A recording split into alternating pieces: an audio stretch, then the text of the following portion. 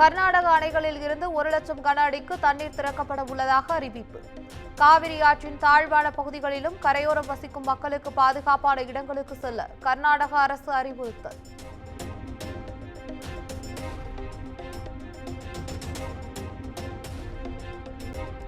மத்திய நீர்வளத்துறை அமைச்சர் சி.ஆர். பாட்டீலுடன் தமிழ்நாடு நீர்வளத்துறை அமைச்சர் துரைமுருகன் சந்திப்பு.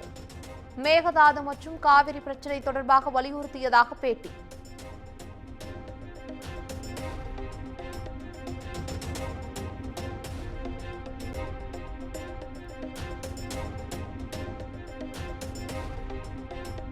மக்களவைத் தேர்தல் தோல்வி தொடர்பாக அதிமுக பொதுச் செயலாளர் எடப்பாடி பழனிசாமி ஆலோசனை.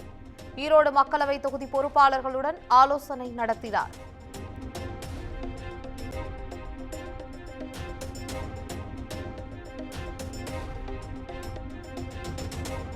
ஆம்ஸ்ட்ராங் கொலை வழக்கில் கைதான பாஜக முன்னாள் நிர்வாகி அஞ்சலை மேலும் ஒரு வழக்கில் கைது.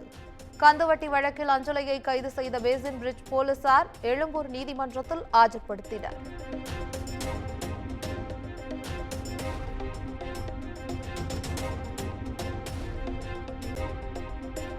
ஜாஃபர் சாதிக் மனைவியிடம் இருந்து தாம் 1 கோடி ரூபாயை பெறவில்லை என இயக்குநர் அமீர் விளக்கம். அமலாக்கத்துறை விசாரணையின் போது ஜாஃபர் சாதிக் வாக்குமூலம் அளித்ததாக ஊடகங்களில் வெளியான செய்திக்கு மறுப்பு.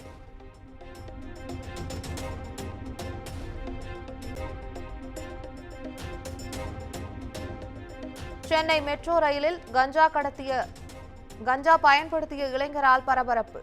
புகைப்படம் வெளியான நிலையில் பாதுகாப்பு குறைபாடுகள் ஏற்பட்டு இருப்பதால் மக்கள் அதிர்ச்சி.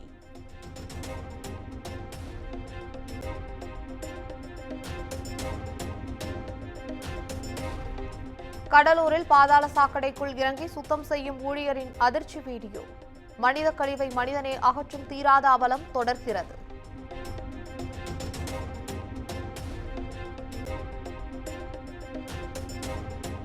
மதுரை கப்பலூர் சுங்கச்சாவடி விவகாரம் தொடர்பாக நடைபெற்ற பேச்சுவார்த்தை தோல்வி. வரும் 30ஆம் தேதி கடையடைப்பு போராட்டம் நடத்த ஒருங்கிணைப்பு குழு முடிவு.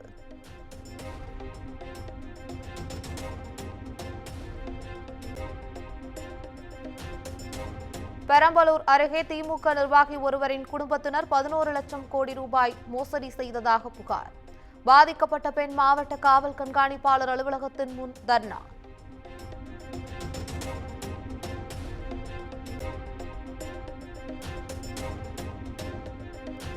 கரூர் மாவட்டம் குளித்தலை அருகே ஐயர்மலை கோயிலுக்கு செல்லும் ரோப் காரில் பழுது.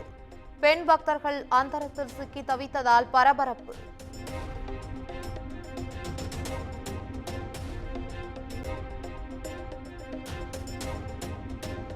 பள்ளிக் கல்வித்துறையின் ஆசிரியர் அல்லாத பணியிடங்களுக்கு மாதம் 6000 ரூபாய் சம்பளம் நிர்ணயம் செய்தது எவ்வாறு?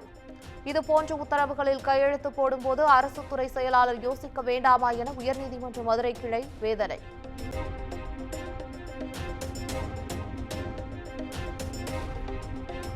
கருணை மதிப்பெண்களை ரத்து செய்து நீட் இளநிலை தேர்வு மதிப்பெண் பட்டியல் வெளியீடு. உச்சநீதிமன்ற உத்தரவை தொடர்ந்து தேசிய தேர்வு முகமை வெளியிட்டது.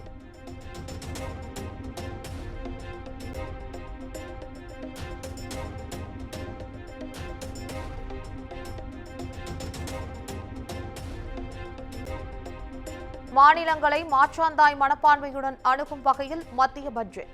மக்களவையில் திமுக எம்பி தமிழச்சி தங்கபாண்டியன் குற்றச்சாட்டு.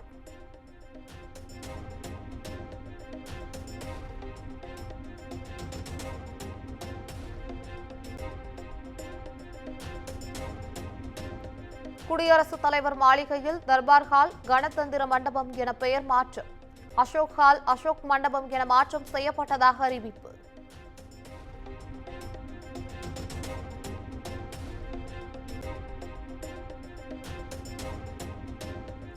டெல்லி முதலமைச்சர் அரவிந்த் கெஜ்ரிவாலின் நீதிமன்ற காவல் ஜூலை 31ஆம் தேதி வரை நீட்டிப்பு.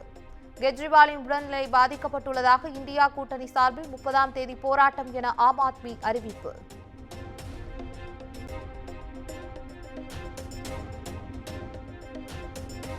எமர்ஜென்சி குறித்து பேசும் பாஜக காதூரின் எம்பியை என்ன சேவை வைத்து கைது செய்து மக்களவைக்கு வரவிடாமல் தடுத்துள்ளது.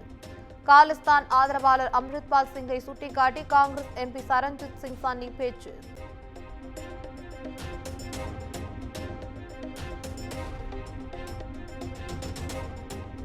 மகாராஷ்டிராவின் பிம்ரியில் வெள்ளத்தில் மூழ்கிய மோர்யா கோசாவி கோயில். கோயிலை மூழ்கடித்து தண்ணீர் கரை புரண்டோடும் காட்சிகள் வெளியீடு.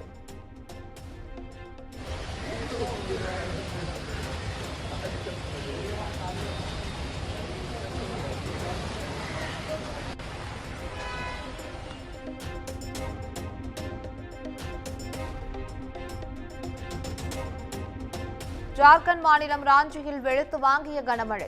சூறைக்காற்றால் வீடுகளை விட்டு வெளியேறவே மக்கள் அச்சம்.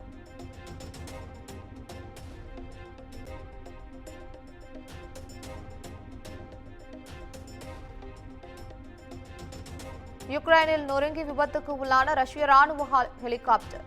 விமானி உயிரிழந்த நிலையில் தொழில்நுட்ப கோளாறால் விபத்து என ரஷ்யா அறிவிப்பு.